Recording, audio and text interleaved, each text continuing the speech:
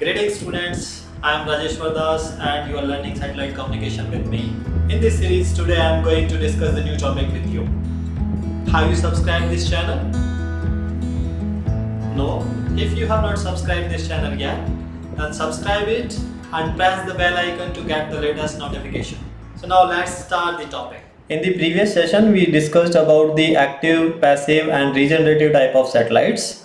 Now in this session we will learn about the Kepler's laws for planetary motion. Satellite follows the same laws of physics in an orbit around the earth that any planet follows in an orbit around the sun, or a moon follows in its orbit around its parent planet. All planetary motions in space are basically described by three Kepler's laws.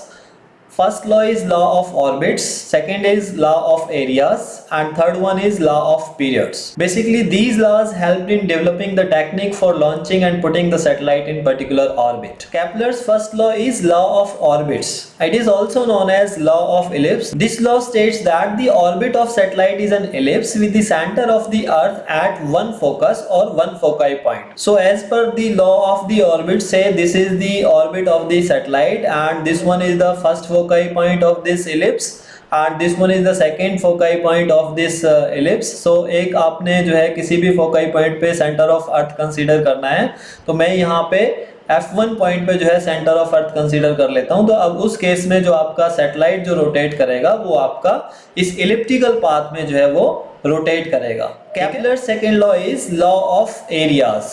Law of area states that the line joining the centre of the earth and the satellite sweeps over equal areas in equal time intervals. इसमें assume कर लेते हैं कि ये हमारा orbit है satellite का और ये आपका फर्स्ट फोकाई पॉइंट है, that is represented by F1 and this one is your second foci point, it is represented by F2. तो इसमें हमारा जो सेंटर ऑफ अर्थ है वो हम यहाँ पे F1 पे अज्यूम कर लेते हैं. तो इस केस में हमारा जो सैटेलाइट है, मान लीजिए टाइम इंटरवल T1 में जो है वो आपका ये एरिया स्वीप करता है, ठीक है. तो T1 टाइम इंटरवल में इसने जो स्वीप किया एरिया वो आपका A1 एरिया है. ये आपका जो है ये A1 एरिया जो है इसने स्वीप किया. सेकंड केस ले लेते हैं हम लोग यहाँ पे कि आपका जो सैटेलाइट है वो यहाँ पे लोकेटेड है और ये आपका T2 टाइम में एक पर्टिकुलर एरिया, ये वाला जो एरिया है ये स्वीप करता है, ठीक है. And this is your A2. इस केस में अगर हमारा जो टाइम इंटरवल है T1 वो इक्विवेलेंट है T2 के, तो as per the law of the area A1 will be equivalent to A2. Kepler's third law is the law of the periods. Law of the periods states that the squares of the orbital periods of two satellites have same ratio as the cubes of their mean distances from the center of the earth. तो यहाँ पे हम draw कर लेते हैं satellite का orbit, ठीक है. ये इलिप्टिकल शेप हमने यहाँ पे ड्रॉ कर लिया. इसका हम first foci point F1 consider कर रहे हैं, सेकंड फोकाई पॉइंट हमारा F2 है. तो फर्स्ट फोकाई पॉइंट पे हमने सेंटर ऑफ अर्थ जो है अज्यूम कर लिया. तो इस केस में हमारा जो सैटेलाइट है, ठीक है, ये आपका जो रिवॉल्व करेगा, वन राउंड जो कंप्लीट करेगा, वो हम उसका टाइम पीरियड अज्यूम कर लेते हैं कि वो हमारा टाइम पीरियड है T1.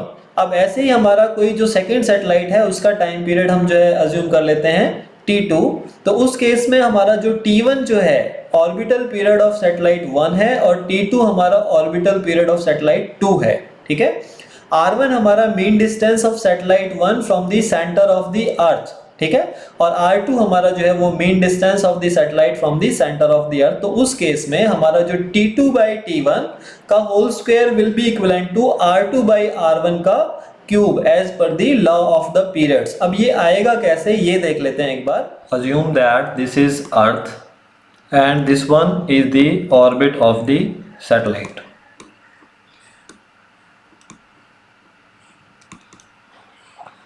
अब ये जो डिस्टेंस है from the centre of earth और सैटेलाइट का, ये हम अज्यूम कर लेते हैं कि ये हमारा r डिस्टेंस है.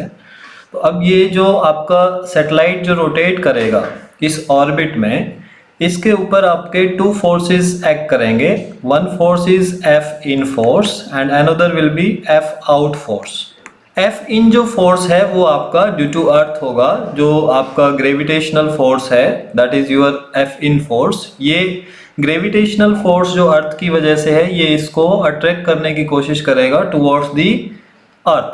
F आउट फोर्स जो है वो आपका जो एंगुलर वेलोसिटी है आपकी सैटेलाइट की, दैट इज स्मॉल v, उसकी वजह से जनरेट होगा जो इसको बाहर पुल करने की कोशिश करेगा सैटेलाइट को. तो अगर हमारा F इन इक्विवेलेंट हो जाता है एफ आउट के, तो हम कह सकते हैं कि हमारा जो सैटेलाइट है वो हमारा स्टेबल रहेगा इस ऑर्बिट में। एफ इन जो है वो हमारा सेंट्रीपिटल फोर्स है, इसको हम ग्रेविटेशनल फोर्स भी बोलते हैं। एफ आउट जो है it is also known as centrifugal force और angular velocity force. F in को एफ आउट के इक्विवेलेंट अगर हम कर दें तो हमारा जो सैटेलाइट है पर्टिकुलर ऑर्बिट में वो स्टेबल रहेगा। अब एफ इन हमें पता है कि हमारा जो ग्रेविटेशनल फोर्स है that is basically represented by capital G capital M small m by r square, where G stands for gravitational constant, capital M stands for mass of earth and small m is the mass of the satellite. F out की अगर हम बात करें तो F out हमारा जो है वो एम ए होगा, और एम ए को हम रिप्रेजेंट कर सकते हैं यहाँ पे m we square by r, where v is the angular velocity of the satellite. और अगर हम वी की बात करें तो वी हमारा जो है कैसे निकालते हैं हम, डी बाई टी। डी अगर हम यहाँ पे देखें इस ऑर्बिट को अगर हम सर्कुलर ऑर्बिट कंसीडर कर लेते हैं तो हमारा जो डी होगा that will be equivalent to 2 pi r. अब इन दोनों फोर्सेस को इक्वल पुट कर दीजिए तो हमारा क्या आ जाएगा इक्वेशन, हमारा इक्वेशन आ जाएगा G capital M by R square equal to M we square by R. अब यहाँ पे हमारा आर से आर कट हो जाएगा और स्मॉल एम से स्मॉल एम कट हो जाएगा, तो हमारा जो इक्वेशन मॉडिफाइड इक्वेशन जो है वो हमारा क्या बचेगा, capital G capital M by r equal to v square. अब वी की वैल्यू यहाँ पे जो है पुट कर दीजिए, v की वैल्यू क्या है 2 pi are by capital T. Capital T क्या है यहाँ पे, कैपिटल टी जो हमारा है वो है हमारा ऑर्बिटल पीरियड, मींस जिसमें हमारा वो टाइम जिसमें हमारा सैटेलाइट एक रिवॉल्यूशन कंप्लीट करेगा ऑर्बिट में। ठीक है, यहाँ पे v की वैल्यू पुट करने के बाद हमारा जो इक्वेशन है मॉडिफाइड इक्वेशन क्या हुआ, G M by r equal to 2 pi are by T का होल स्क्वायर। ठीक है, अब यहाँ पे इसको ओपन कर लिया 2 पाई बाई आर टी का होल स्क्वायर, तो यहाँ पे ये क्या हो गया 4 pi square r square by T square. अब इसको क्रॉस मल्टीप्लाई कर दीजिए तो आपका जो कैपिटल टी स्क्वायर है that will be equivalent to 4 pi square r cube by G M. ये अब हमारा सैटेलाइट का टाइम पीरियड निकल के आया। ठीक है, तो अब हम इसमें 2 केसेस अज्यूम कर लेते हैं, फर्स्ट केस सैटेलाइट 1 के लिए और सेकेंड केस हम सैटेलाइट 2 के लिए जो अज्यूम करते हैं यहाँ पे। तो अगर हमारा फर्स्ट सैटेलाइट है तो उसका टाइम पीरियड हमने कंसीडर कर लिया t1 और जो डिस्टेंस है from the centre of earth वो है हमारा r1। ठीक है, तो हमारा जो t1 का जो स्क्वायर है वो हमारा क्या आ जाएगा, यहाँ पे t1 का square will be equal to 4 pi square r1 cube by gm।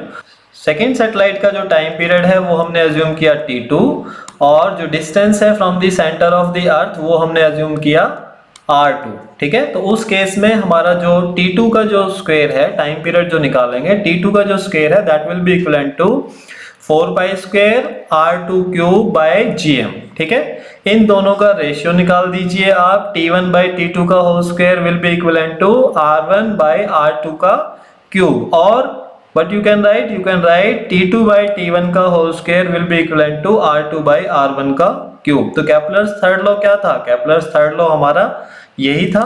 So this is all about the 3 Kepler's law which are basically used for the planetary motion. In the next video we will learn about the satellite link design. So thank you for watching this video.